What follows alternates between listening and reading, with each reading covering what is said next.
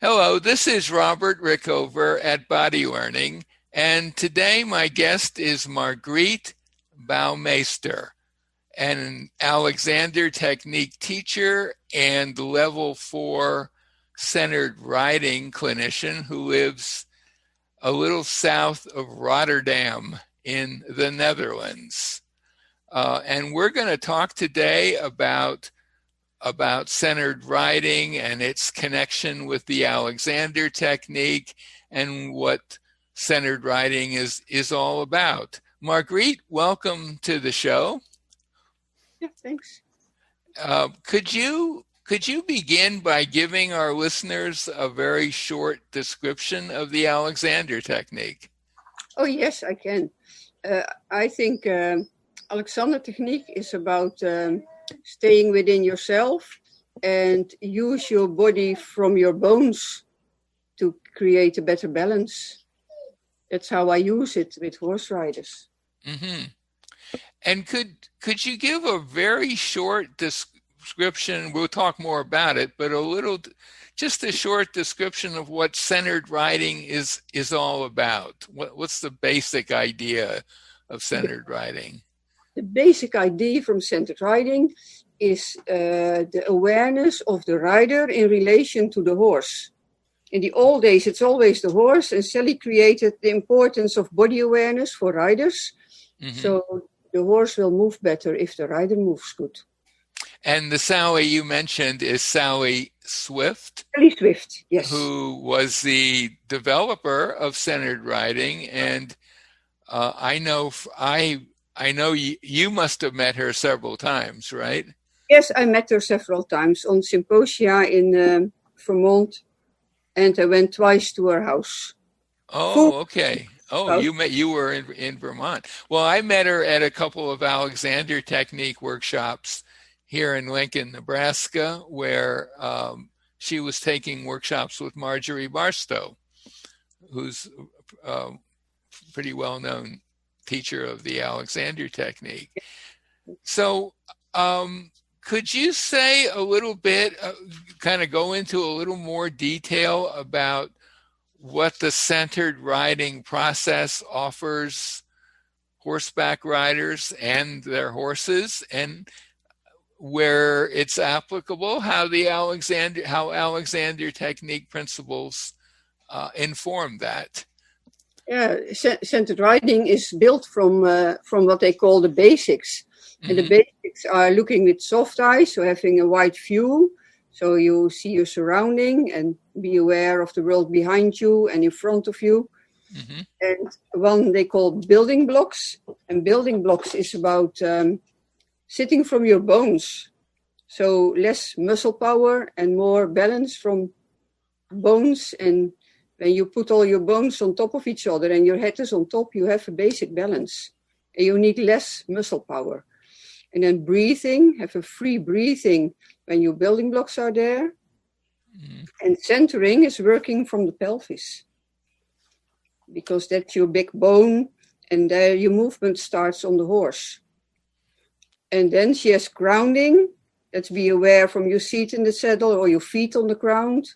Like you have the opposites, the feet and the head. And clear intent. Clear intent is just know what you want to do. What do you right. And with clear intent, the horse gets the message more easily, right? Yes. Yeah. When you think something, the horse follows your thoughts already, if you listen to the horse. And what do you see as what happens if those principles are not used? I assume most horseback riders are not using centered riding ideas. What are the problems that centered riding addresses? The things I see from riders who don't use centered riding, that they are behind the movement in like a horse is trotting and going in a faster movement, and then they are behind the movement of the horse and pulling in the hands because they put the rib cage behind the pelvis and brake on the waist. That are things I see in riders.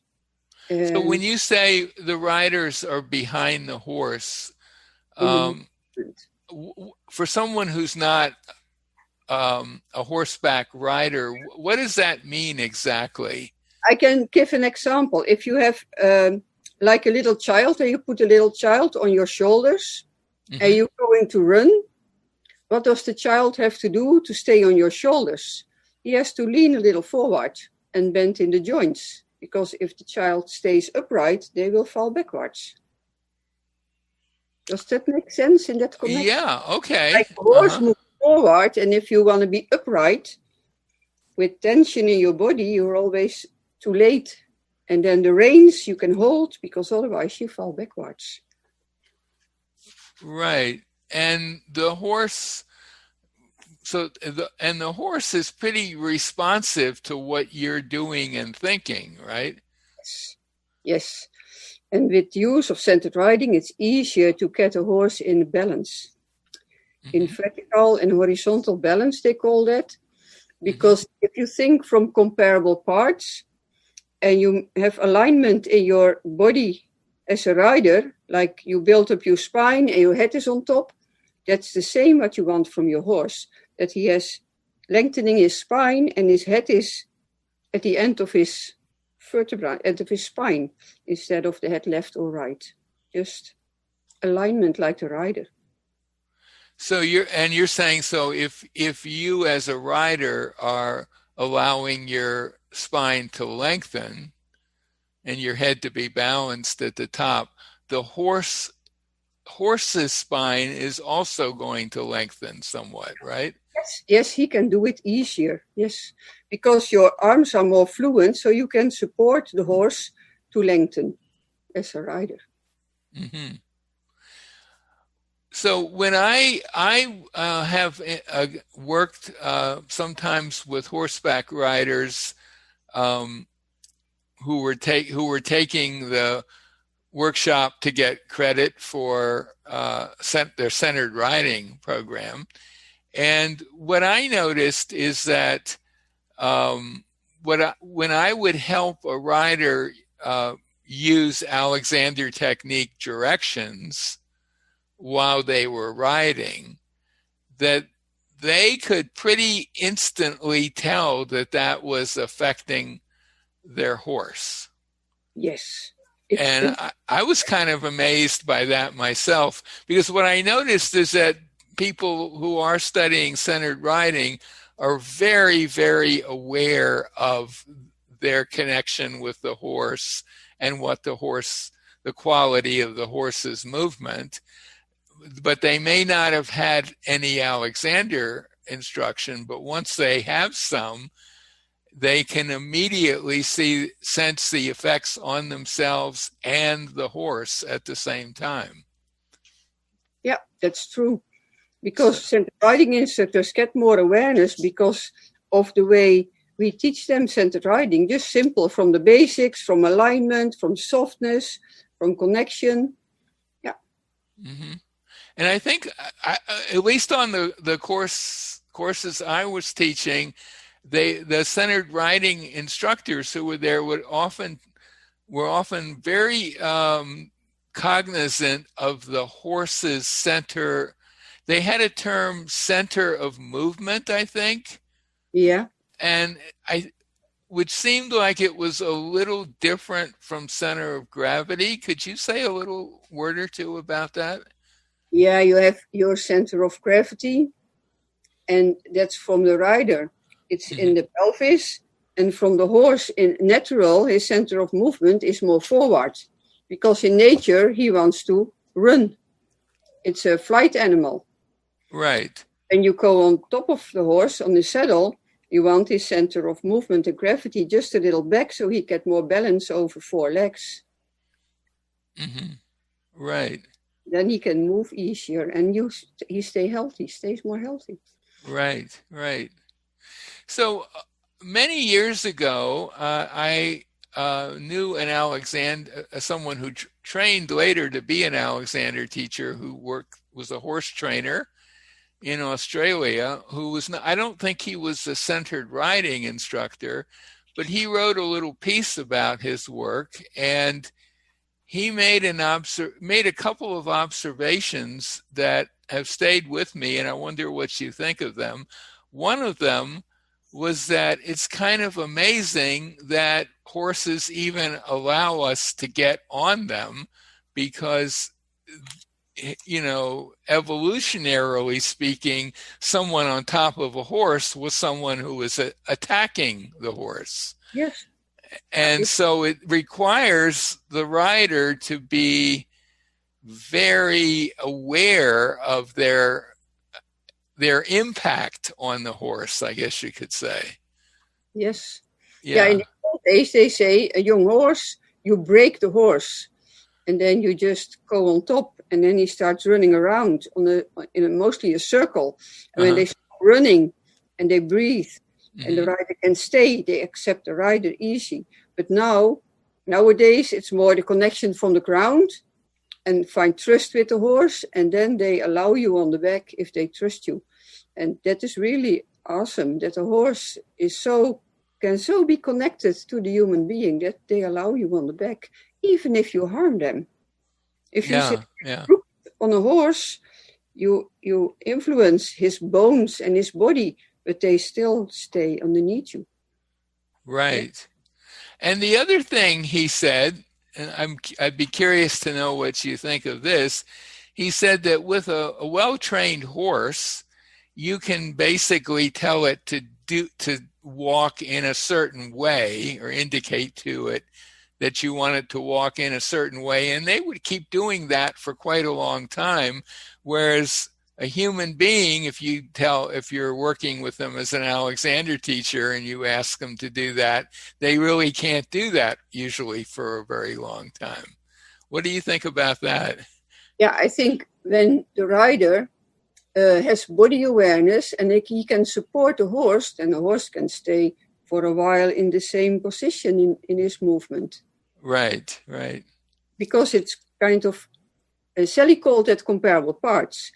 What the rider thinks he does with his body, if he has awareness and use the basics, then the horse can follow the rider and follow the energy of the rider and the intention of the rider. And then they can just stay in a certain gait for a while. Right. And all of what we're talking about is really a huge change from the approach to training horses years ago, right? That's true, yeah. And still you see here in the Netherlands the old way of riding, in rushing the horse forward, holding the head, and bending the head where you have vertebrae with no joint, no joints, so that can give damage to the horse. So there are more different ways, the old way, but you see more and more people and riders and instructors who get more awareness in how they ride their horse and how they teach horse riders. Well, the old way was really basically dominating the horse, right? Yeah. Yes, for sure. By force, if necessary. The whip and spurs. And yes. Yeah. And nowadays, we see more the connection and working together from trust and thought and energy. That's a big difference going on, yes. Right. Well, years ago, I worked on a ranch camp where it was all about kids learning how to ride and go for rides. And it was the old-fashioned way, for sure. There was none of what we've been talking about applies to what was going on back then, for sure. The horse was something to make do what you wanted by whatever forceful means was necessary, like kicking it and so on. Yeah, it still happens, but there is a change. People get more awareness about the sensitivity of the horse and the willingness to work, and that there are easier ways to ride your horse if you have a better awareness of yourself. And I get riders in my Alexander Technique practice who want to be a better rider, and they just come for Alexander Technique lessons. And then later on, I teach them on the horse. And then they have a basic I give them homework so they can just progress themselves. Yeah. Mm-hmm. Is there anything else you'd like to add that we haven't covered? No, I think Sally Swift did a great job in creating centered riding from the Alexander technique and Tai Chi and knowledge of anatomy, and created instructor courses so regular instructors also get more knowledge about the body and the rider, and they can integrate it in training that they have the knowledge already. And I think that's great. Mm-hmm. Well, maybe this is a good time to bring our conversation to a close. My guest has been Margriet Baumeister. Did I get that right? Yeah, that's right. Yes. Margriet Baumeister. She lives in the Netherlands, a bit south of Rotterdam. Do you have a website, Margriet? Yes, I have a website. I'll put a link to it by the interview. Yeah. And Margriet, thank you very much for being on the show today. Thank you for interviewing me.